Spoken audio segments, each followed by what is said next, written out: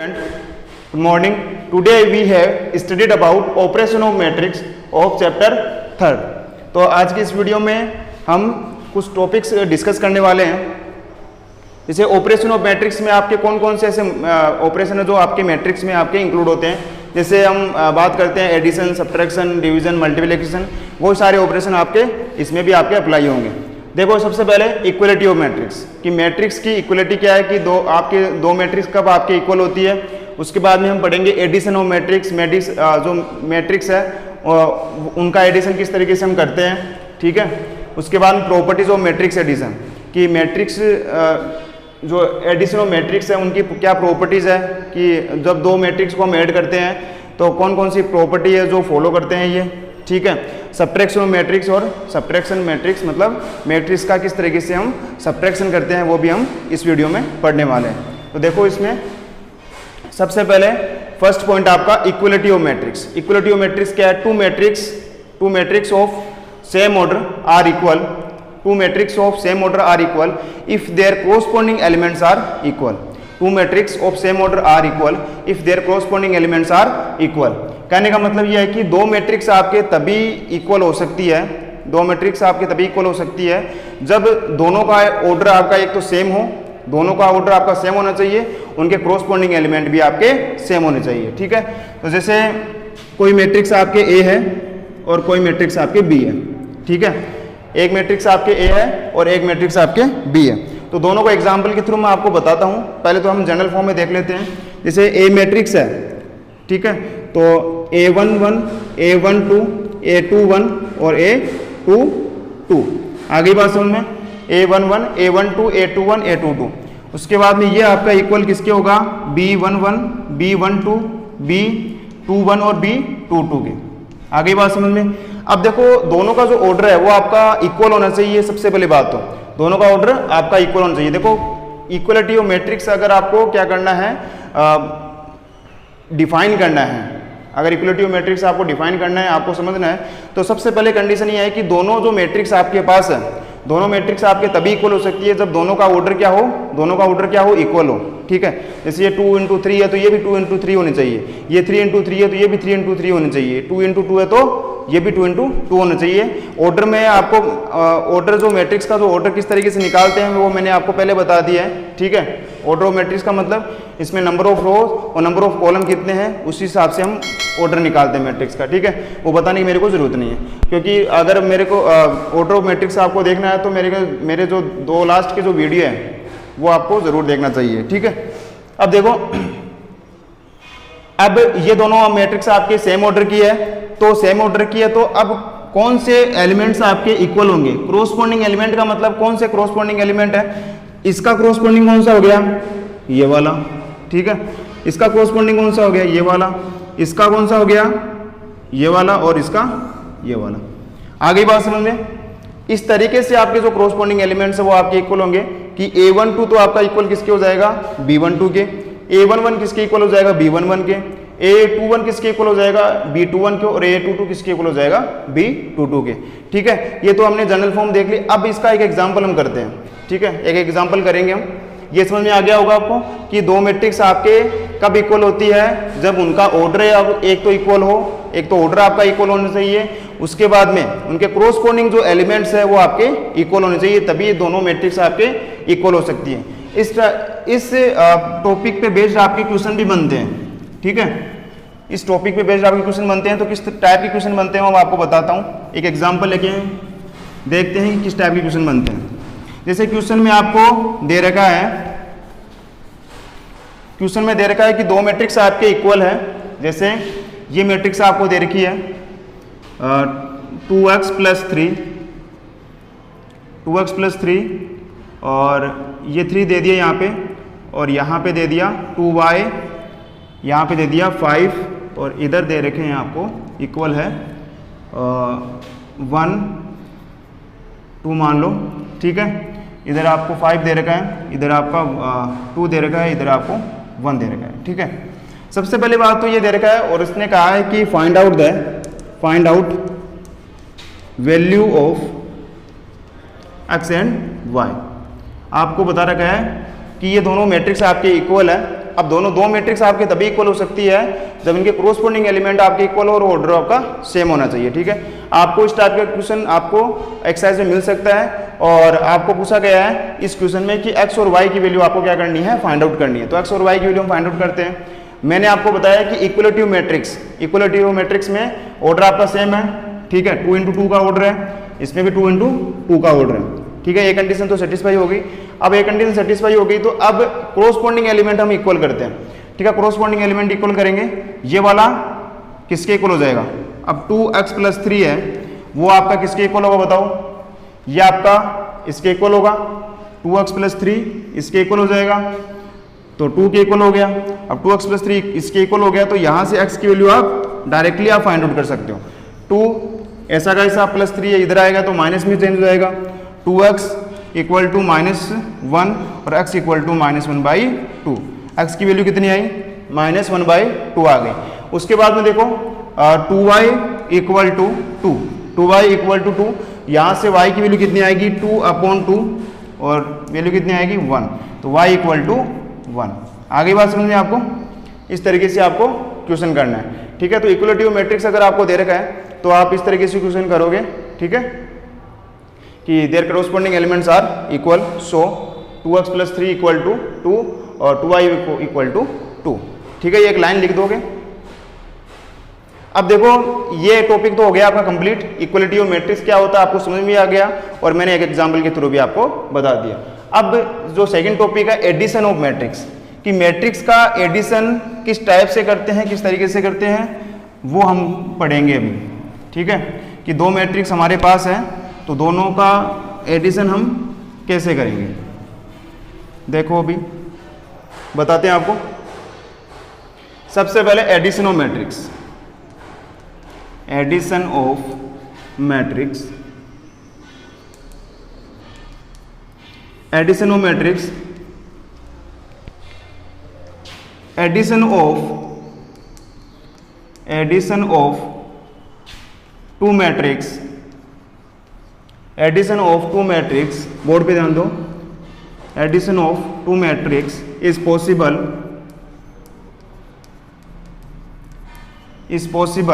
if they are of same order, they are of same order। ठीक है, आगे बात समझ में कि एडिशन ऑफ टू मैट्रिक्स, दो मैट्रिक्स का एडिशन तभी पॉसिबल है जब दोनों का ऑर्डर क्या होना चाहिए, सेम होना चाहिए। ठीक है, दोनों का ऑर्डर किसके सेम होगा। अब जैसे ऐसे नहीं कि जैसे आप मैं एक एग्जांपल लेके बताता हूं आपको। ठीक है, एग्जांपल लेके बताता हूं। जैसे एडिशन ऑफ टू मैट्रिक्स करना है, एक आपके पास मैट्रिक्स है 2 -2 3 -1, एक आपके पास मैट्रिक्स है 3 -1 1 2 1 1 1 1 1। ठीक है, इस टाइप से मैट्रिक्स है। अब ये इन दोनों का कभी भी आपका एडिशन नहीं हो सकता, ए मैट्रिक्स बी मैट्रिक्स का कभी आपका एडिशन नहीं हो सकता। क्यों नहीं हो सकता, क्योंकि देखो एडिशन ऑफ मैट्रिक्स के भी रूल है। रूल क्या है कि इसने बताया है कि दो मैट्रिक्स का आप तभी एडिशन कर सकते हो, दो मैट्रिक्स का तभी आप एडिशन कर सकते हो जब दोनों का क्या हो, ऑर्डर क्या हो, सेम हो। दोनों का ऑर्डर क्या हो, सेम हो। दोनों का ऑर्डर आपका सेम होना चाहिए। अब देखो इसका ऑर्डर कितना है, इस मैट्रिक्स का ऑर्डर कितना है 2 × 2, मतलब m × n, मतलब रोज भी कितनी है 2 और कॉलम भी कितने हैं 2। इधर देखो 3 × 3 का ऑर्डर है। अब ऑर्डर डिफरेंट हो गया ना, जब ऑर्डर आपका डिफरेंट हो जाता है तो हम दो मैट्रिक्स का कभी भी एडिशन नहीं कर सकते। अब यहाँ पे हम इसको रफ कर देते हैं। ठीक है, इसको हमने रफ कर दिया। अब जैसे यहाँ पे 2 × 3 का भी ऑर्डर हो सकता है, जरूरी नहीं 2 × 3 का भी हो सकता है, 3 × 2 का भी हो सकता है, लेकिन यहाँ पे अगर 3 × 2 का है तो इसमें भी 3 × 2 का होना चाहिए। 3 × 2 का मतलब नंबर ऑफ रोज आपके कितने हैं 3 और नंबर ऑफ कॉलम कितने हैं 2। ठीक है, इस टाइप से, तो मतलब ऑर्डर आपका सेम होना चाहिए, कहने का मतलब ये। अब दोनों का हमको क्या करना है, एडिशन करना है, तो a + b करेंगे, a + b करेंगे, a + b करेंगे। देखो a + b करेंगे तो a मैट्रिक्स आपकी ये रही और b मैट्रिक्स आपकी ये रही। अब ए मैट्रिक्स बी मैट्रिक्स में देखो, अब इनके कोरोस्पोंडिंग जो एलिमेंट है वो आपके क्या होंगे, ऐड होंगे, कोरोस्पोंडिंग एलिमेंट आपके ऐड होंगे। अब जैसे 2 का कोरोस्पोंडिंग कौन सा है, 3 वाला, तो 2 + 3, इसका कोरोस्पोंडिंग कौन सा हो गया, ये वाला, तो 2 + -1, ठीक है। उसके बाद में इसका कोरोस्पोंडिंग कौन सा है, ये वाला, तो 3 + 1, इसका कोरोस्पोंडिंग कौन सा है, ये वाला, तो -1 + 1। आगे बात समझ में, तो इस कितना आएगा 5, ये हो गया 2 + -1 प्लस माइनस माइनस 2 - 1 कितना हो गया, 1 हो गया, 3 + 1 4 हो गया, ये आपका क्या हो गया, 0 हो गया। आगे बात समझ में कि दो मैट्रिक्स का हम एडिशन करते हैं तो आपको कोरोस्पोंडिंग जो एलिमेंट्स है वो आपको क्या करने पड़ेंगे, ऐड करने पड़ेंगे, ठीक है। कोरोस्पोंडिंग जो एलिमेंट्स हैं वो आपको ऐड करने पड़ेंगे, तभी जाके आपके पास एक रिजल्टेंट आपके पास मैट्रिक्स मिलेगी। और रिजल्टेंट मैट्रिक्स कौन सी मिलेगी, दोनों का एडिशन करने पर, ठीक है। आगे बात समझ में, एडिशन ऑफ मैट्रिक्स किस टाइप से करते हैं, दोनों का आउटर आपका सेम होना चाहिए, कंडीशन ये वाली यही है। अब देखो प्रॉपर्टीज ऑफ मैट्रिक्स एडिशन देख लो कि भाई हम मैट्रिक्स का एडिशन तो कर रहे हैं, मैट्रिक्स का एडिशन तो कर रहे हैं, वो अच्छी बात है, लेकिन कुछ प्रॉपर्टी का भी हमको यहाँ पे नॉलेज होना चाहिए कि कौन कौन सी प्रॉपर्टी आपके अप्लाई हो सकती है। तो हम वो देखते हैं कौन कौन सी प्रॉपर्टीज है। अभी तो मैं आपको इसका बेसिक बता रहा हूँ और उसके बाद में एक्सरसाइज करवाऊंगा तो आपको कुछ भी प्रॉब्लम नहीं आएगी एक्सरसाइज में, ठीक है। तो सारे कॉन्सेप्ट मैं आपको बता रहा हूँ। अब देखो properties of matrix, properties of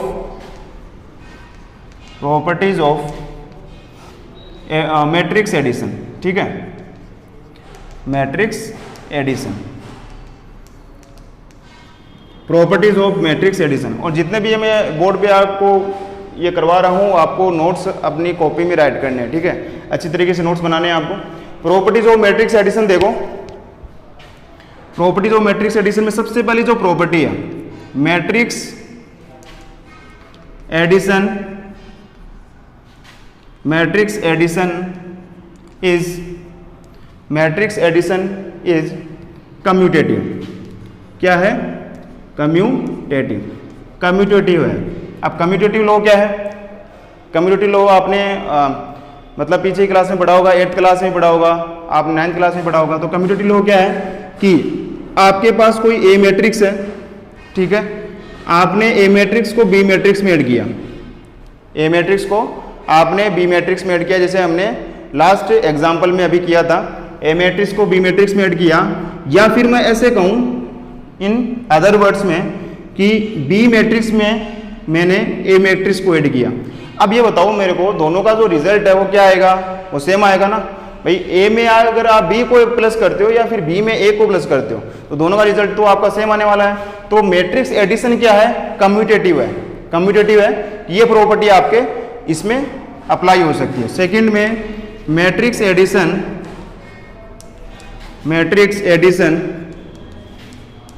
is associative, matrix addition is associative. अब देखो मैट्रिक्स जो एडिशन है भाई, मैट्रिक्स का जो हम ऐड करते हैं, एडिशन करते हैं, तो ये भी एसोसिएटिव है। जैसे एसोसिएटिव का मतलब a + b + c = a + b + c, मतलब एसोसिएट करना। अब एसोसिएट किसको कर रहे हैं, b + c को एसोसिएट कर रहे हैं। बाद में इनके रिजल्ट में हमने किसको ऐड किया, a को। उसके बाद में a + b को हमने एसोसिएट किया, इसके रिजल्ट में हमने किसको ऐड किया, c को ऐड किया। अब दोनों का जो रिजल्ट है वो भी आपका सेम आएगा, ठीक है, दोनों का रिजल्ट क्या आएगा, सेम आएगा। जैसे आपके पास मानो कि भाई आपके पास तीन आपके पास मैट्रिक्स हैं, a, b और c, ठीक है। आपने क्या किया, पहले b + c को ऐड कर लिया, है ना, b + c को ऐड कर लिया, उसका रिजल्टेंट निकाल लिया। अब b + c के रिजल्टेंट में आपने a को प्लस कर लिया, तो मतलब आपके पास एक फाइनल रिजल्टेंट निकल के आ गया, ठीक है। अब आपने अब इसको सोल्व किया, सबसे पहले आपने a + b को ऐड किया, उसका रिजल्टेंट आया। उसके बाद में a + b के रिजल्टेंट में c को ऐड किया, तो उसका रिजल्टेंट फाइनल आ गया।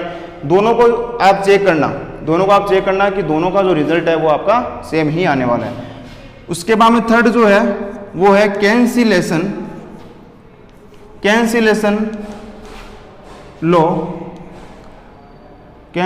लॉ होल्ड,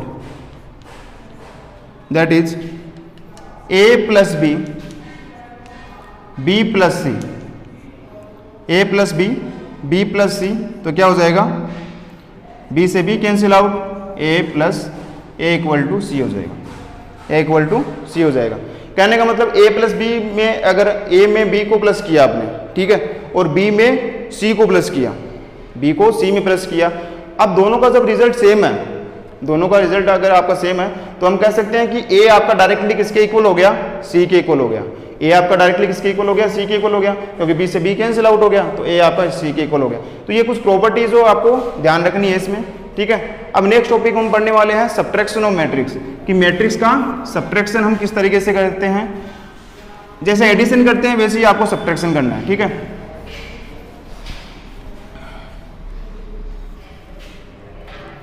तो subtraction of matrix, subtraction of matrix, ठीक है। तो लिखो इसमें सब्ट्रैक्शन ऑफ